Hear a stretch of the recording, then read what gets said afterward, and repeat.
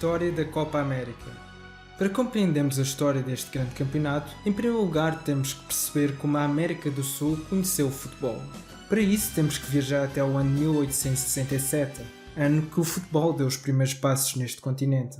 O país pioneiro a ter contato com este desporto foi a Argentina, muito graças à influência britânica. O futebol tornou-se rapidamente bastante popular no país, e muito graças à influência de imigrantes britânicos, escolas e de clubes recém-criados, não demorou muito tempo para este desporto se popularizar nos outros países americanos. Só para terem uma noção, no final do século XIX e inícios do século XX, a influência do futebol era tão grande que já até existiam campeonatos nacionais, tais como o campeonato argentino e o uruguaio. Em comparação aos outros países americanos, a Argentina e o Uruguai estavam muito à frente naquela época, e por consequência estes queriam expandir os seus horizontes. Sempre tendo como base o exemplo britânico, os dois começaram a organizar diversos torneios amigáveis entre as suas seleções.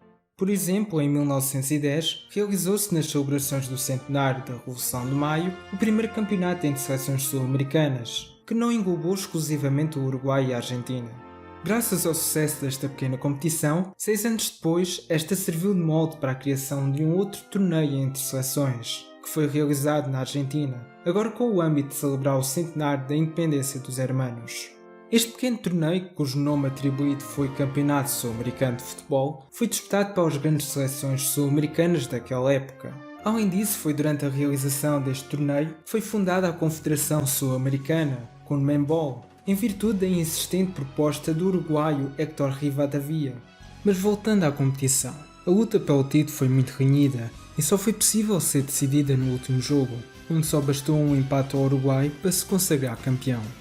Na segunda edição foi apresentado o famoso troféu, que foi feito entre 1916 e 1917, na famosa joalharia em Buenos Aires, Casa Escazani. Até 1929 o Campeonato Sul-Americano foi realizado todos os anos, exceto o ano de 1918, edição que foi forçada a ser adiada devido à gripe espanhola. Quanto ao formato da competição, este era muito simples. Consistia num grupo único onde as seleções se enfrentavam umas contra as outras, e aquela que somasse mais pontos era a campeã. No entanto, a partir da década de 30, a CONMEBOL começou a enfrentar os seus primeiros obstáculos. Em 1930, a FIFA organizou a primeira edição do seu novo torneio, que condicionou os campeonatos internacionais da altura, incluindo o Campeonato Sul-Americano. Como sabemos, o troféu dessa primeira edição foi disputado entre o Uruguai e a Argentina, onde os uruguaios se consagraram campeões em casa. Como é óbvio, isto fez acentuar ainda mais a forte rivalidade que já se sentia entre estes dois países naquela altura. Muito por conta disto, o Campeonato Sul-Americano foi forçado a ser interrompido por cerca de 6 anos, só regressando em 1935.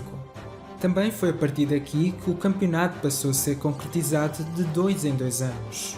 No entanto, também é importante fazer referência à vitória peruana em 1939, onde o Peru foi a primeira seleção a destacar-se diante dos 3 grandes da América Latina. A Segunda Guerra Mundial não foi um pretexto para a interrupção do torneio. Durante a década de 40, o Campeonato Sul-Americano registrou algumas irregularidades na frequência da competição.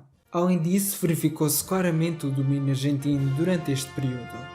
Por outro lado, também foi nesta altura que foi atingida a meta de 17 golos pelo argentino Norberto Mendes, recorde que o brasileiro Zizinho conseguiu igualar anos mais tarde. Já na década de 50, apesar do forte domínio dos uruguaios e argentinos, verificou-se novamente irregularidades na frequência do campeonato. Um bom exemplo desta inconstância foi o ano de 1959, onde se concretizaram 2 edições, uma no início do ano, na Argentina, e outra em dezembro, no Equador, onde esta última foi concretizada somente com o fim de celebrar a inauguração do Estádio Modelo. Muito pressionada pelas críticas relativamente à irregularidade da competição, a CONMEBOL decidiu estabelecer uma frequência de 4 em 4 anos. No entanto, esta decisão já foi tardia, e em 1967 a CONMEBOL finalmente apercebeu-se dos seus erros, da pior maneira possível.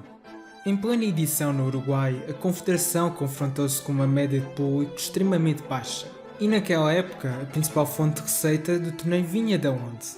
Exato, dos bilhetes de ingresso. E com pouco público, há pouca receita. E isso, como em qualquer negócio, traz prejuízo.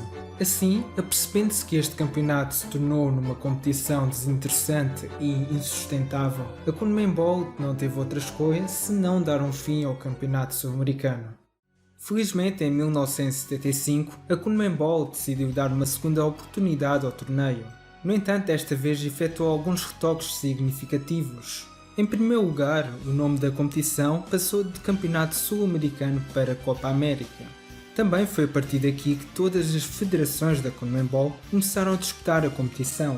Já o formato do torneio era inspirado no modelo adotado no Campeonato do Mundo, e até à edição de 1983, a Copa América não teve uma sede fixa, sendo os jogos disputados em todos os países do continente. A partir de 1987, o torneio passou a ser disputado de 2 em 2 anos, e em 1989 a competição sofreu novamente alterações no formato. No entanto, isso não durou muito tempo e rapidamente a CONMEBOL regressou ao antigo formato. Por outro lado, havia um desejo por parte da Confederação de expandir as vagas do seu torneio. No entanto, isso não era possível, pois só havia 10 países que pertenciam à CONMEBOL. Por isso, a Confederação começou a investir em convites a outras seleções de outras confederações. No início até que deu certo, como no caso dos convites feitos a seleções da América Central e do Norte. No entanto, a CONMEBOL começou também a fazer uns convites um bocado estranhos e peculiares, que de tal forma desfiguraram um bocado a imagem da Copa América, uma vez que este servia para definir quem era a melhor seleção da América, como o próprio nome dá a entender. Mas as polémicas não ficaram exclusivamente para os convites. Por exemplo, a escolha do anfitrião para a edição de 2001, que foi a Colômbia, revoltou imenso diversos países, uma vez que a Colômbia se encontrava numa grande instabilidade política e social, e por consequência julgavam que os colombianos não teriam quaisquer condições para organizar o evento. No fim, correu tudo bem e os próprios anfitriões consagraram-se campeões. Também foi a partir daí que o torneio passou a ser realizado de 3 em 3 anos. No entanto, não poderia deixar de falar da edição de 2016, onde celebrou o centenário da competição. Esta ficou marcada tanto por coisas positivas como também por negativas. Por exemplo, a escolha da sede foi novamente um grande problema, pois a escolha dos Estados Unidos como anfitrião levantou suspeitas por parte do FBI, uma vez que na altura, isto é, em 2015, tinha acontecido algo que chocou por completo o mundo do futebol.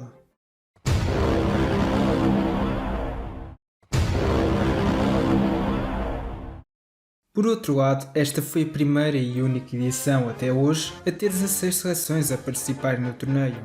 Além disso, o troféu desta vez foi de ouro, para simbolizar o centenário da competição. De 2016 para cá, realizaram-se 2 edições, todas no Brasil. A edição de 2020, ou melhor, a de 2021, teve severas dificuldades para ser realizada. Inicialmente, a competição era para ser realizada na Argentina e na Colômbia. No entanto, devido aos prejuízos provocados pela pandemia e também devido a problemas sociais, estes 2 países decidiram desistir da organização do evento. Somente 2 semanas antes do início da competição é que a CONMEBOL anunciou o novo anfitrião do torneio, o Brasil. A sua escolha trouxe uma grande revolta por parte da população brasileira e houve várias ameaças de boicote por parte dos jogadores e patrocinadores. Apesar desta instabilidade, não se verificou grandes problemas durante a realização do evento e no passado fim de semana o mundo conheceu o novo campeão da América. A próxima edição da Copa América estava prevista para o ano de 2023. No entanto, a CONMEBOL decidiu finalmente estabelecer uma frequência fixa no evento. A partir de agora, a Copa América passará a ser realizada sempre no mesmo ano que o Campeonato da Europa, ou seja, de 4 em 4 anos. Neste momento ainda não se sabe onde vai ser realizada a edição de 2024, no entanto já existem alguns países interessados em receber o evento. Enfim, espero que tenham gostado do vídeo. Se me esqueci de alguma coisa ou cometi algum erro, peço que vocês digam aí em baixo. Recordo também que isto é apenas um grande resumo da história deste campeonato, pois é praticamente impossível falar sobre um torneio com mais de 40 edições num espaço tão curto de tempo. Se tens curiosidade em saber como foram as campanhas de algumas seleções neste campeonato, tens aqui esta playlist dedicada a isso. Mas aviso que estes vídeos não têm as campanhas da edição deste ano. Por fim, peço-te que não te esqueças de dar o like, subscreveres e partilhares com os teus amigos, pois isso ajuda-me imenso. Bem, é tudo e até ao próximo vídeo.